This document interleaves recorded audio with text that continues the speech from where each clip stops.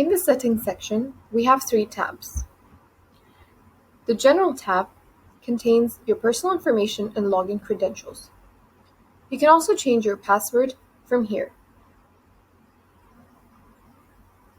Secondly, we have the Payout tab, which contains the company's bank account details. And lastly, we have the Checkout tab, where you will be able to customize your checkout page by uploading your company logo here and easily move it. Ideally, you should use a PNG with a transparent background.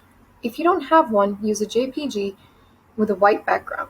So every time you send out a payment link, your customer knows where it's from. Our Quick Link Creator also allows you to be able to create a payment link from anywhere on the platform.